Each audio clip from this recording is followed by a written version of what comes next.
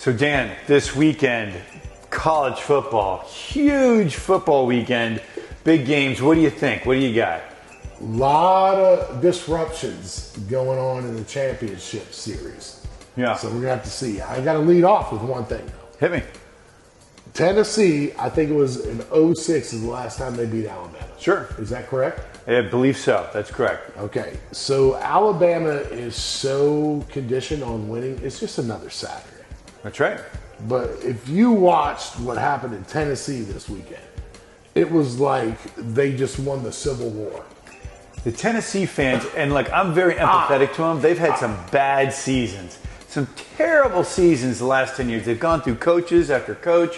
You remember the whole Lane Kiffin debacle and everything else there? 100%. To see them coming back and having themselves quite a season is great for football. However, I will say, I'm an Alabama fan.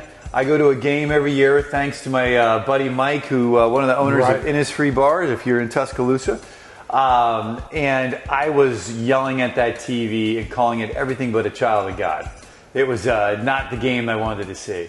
Well, I think what's amazing about it, though, is they were such a drought. And then, Alabama is in the catbird seat every year. Every year. They're just great recruiting. Whatever. Absolutely. But when you saw that, the mayhem. Oh, yeah. But good mayhem. Yeah.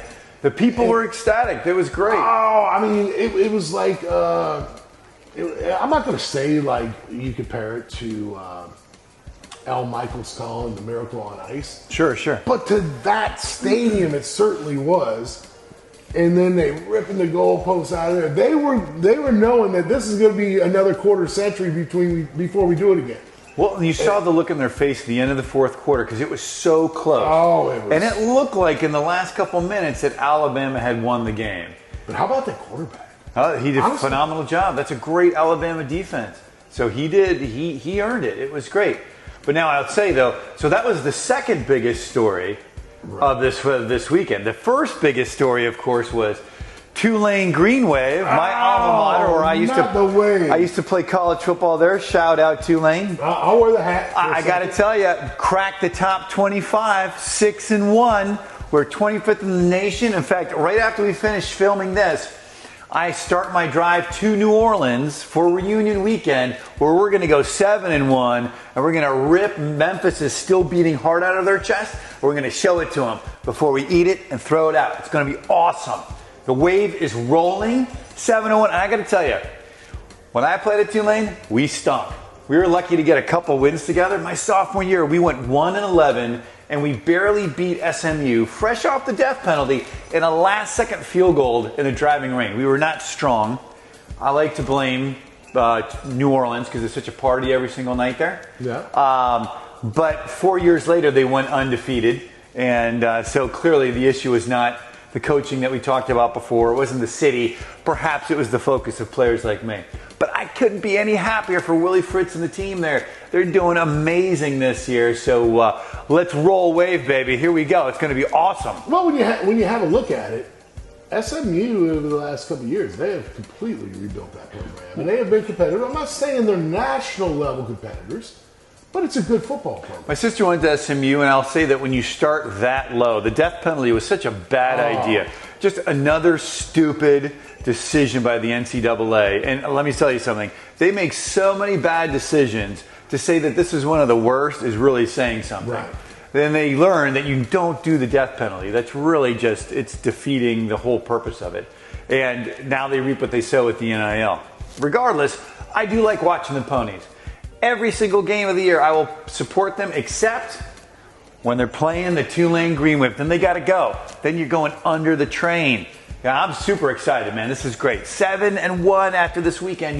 You watch that. We're going farther down that chart. So who do you think now is in the catbird seat for the national championship? Georgia. Look, Georgia is still the champ until they're not the champ. It pains me to say that, and that gets a shout out to Dr. J, who I talked about earlier, that I talk about later, who's my psychologist. She loves Georgia. No time for the Georgia Bulldogs. None. Zero. Zip. But look, they're the champs. You got to tip your hat to the champs. They're the kings until they're not. Someone's got to knock them off. USC took a bad one. They did. And look, Utah's always been a good team, and I think, the Pac-12, I'm not sure how much longer the Pac-12 is going to be around. They've made some dumb decisions. USC and UCLA are voted with their feet. They're leaving. It's going to be really interesting to see what happens out there. But no doubt, the story of the weekend, boom, Tulane. Just get on the bandwagon now. Last year, they won 2 games the entire year. There's room. We got room on this Mardi Gras parade. Jump on. Be part of the crew. Now is the time. Trust me in this. Get in on a Tulane gig now. You can say you're one of the first people to do it. You'll surprise your neighbors. Your friends will have no idea what you're talking about. Get on the train now. Thank me later. Roll away. But more importantly, they also have a very good ROTC program. And that's half of the message that we're sending here. Yeah, I'd definitely say so, for sure. I mean, they were nice enough to pay for my college experience out there. And that ROTC program does amazing things, turns out some great leaders, and a phenomenal thing. And that school is wonderful. So, big shout out. But for this weekend, let's roll away. Hey, happy 25th. Here we go. Let's do it. We finally made it 25, baby. That's it. Wave. Mm-hmm. Signing off. Cheers.